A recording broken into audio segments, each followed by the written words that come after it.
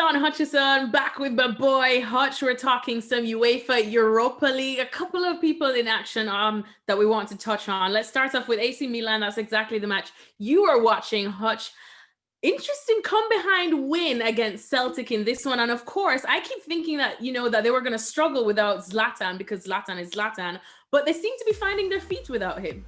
Yeah, I was the lucky one. I got the great game. I mean, I got an absolute classic. Celtic started really well and had a shock 2-0 lead inside 15 minutes. And you thought, right, pressure's on a little bit, Milan. But Milan turned it around, Alexis. They've got so much quality, but so much confidence. They've almost got a little bit of arrogance about them in a good way. They're super confident in their ability, especially at the San Siro. And as you said, without Zlatan.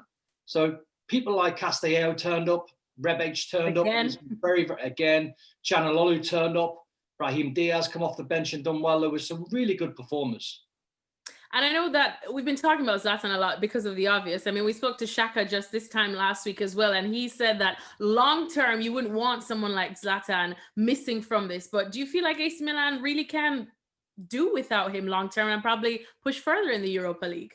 Well, they'll have to.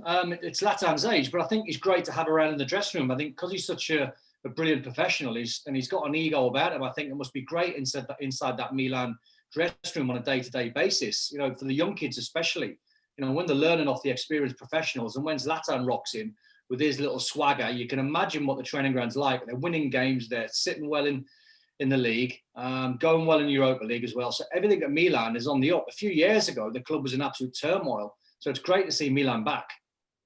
Well, that was an exciting match to watch, I suppose, for you. But there was a whole lot of other ththings going on in that Spurs match against LASK. And I mean, Jose Mourinho definitely will not be happy about Spurs conceding some late goals. 3-3, 6-goal thriller there for that one.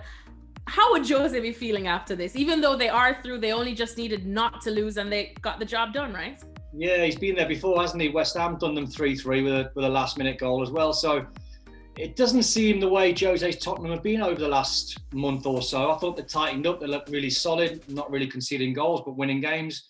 All right, it was his sort of second string, but still some excellent players on the pitch. But I think Jose's got an eye on getting players like Gareth Bale up to match fitness, up to match speed, then trying to get them into the first team for the Premier League games, which is difficult.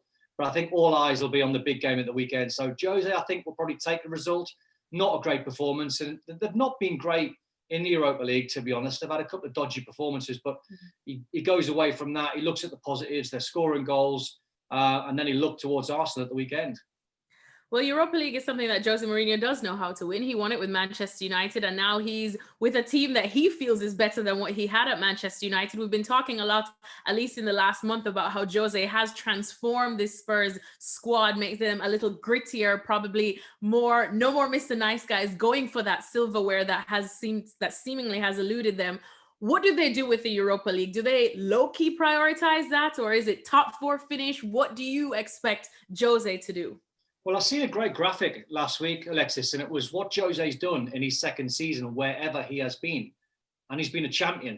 Mm-hmm. He's been a champion in the domestic leagues, apart from Man United, where he finished second, and he said that was his best ever finish in those circumstances. So Jose wins trophies.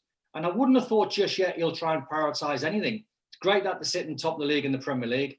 They're going well in the cup competition. So I think he's got a big enough squad, not just to say, right, we're going to go for the Premier League. We're going to try and win the Premier League. Failing that, we'll finish top 4.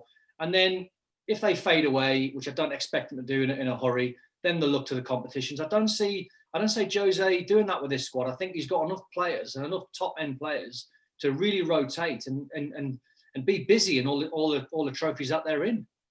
What's it going to take for him to go for that? Where do you see him probably needing to back up? You did say it's a top squad now. He's already making transformations, but I'm sure Jose, as he will say, and he said time and time again at Man United, he's going to need a bit more.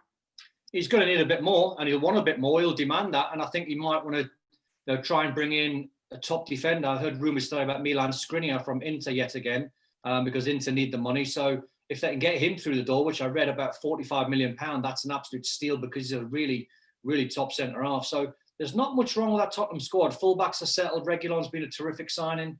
Doherty's there. Still got Sergio Aurier. You go into the middle of the park, top end of the pitch. They're very, very strong. And as I said, Gareth Bale can't even get in the starting 11 in the Premier League. So I think he's got an embarrassment of riches. All right. Well, finally rounding off the action there. Leicester City didn't fare too well. I suppose the worst of the three that we're talking about now. A 1-0 loss to Zorya that came quite late in the match. That's the match I was watching, Hutch. I know, of all matches to watch. But anyways, they're still through. Yeah, I just think Brendan's trying to find some sort of momentum, and that's in the league and in the Europa League. You were the unlucky one watching that game tonight while I was watching the 6 goals in Milan. So unlucky for you. And Zlatan's probably asleep in his bed, I would imagine, just behind you. 100%. Because he watched that game as well. No, I think Brendan's, I think he needs the competitions, he needs the games to try and get all these players, trying to get them match fit. Soyuncu went off after 15 minutes, which is a real blow. They've missed him badly. And when you looked at, after Project Restart last season, the amount of injuries that Leicester had, it was really sad that they fell away from top 4 because they deserved it. And Man United just pipped them. So I think from the start of this season and in the next coming weeks, months and over the Christmas period, he'll be trying to rely on the physio team to try and get all these players, or most of them, back as quick as possible. Thanks so much for watching ESPN on YouTube. And for more sports highlights and analysis, be sure to download the ESPN app. And for premium content and live streaming, subscribe to ESPN Plus.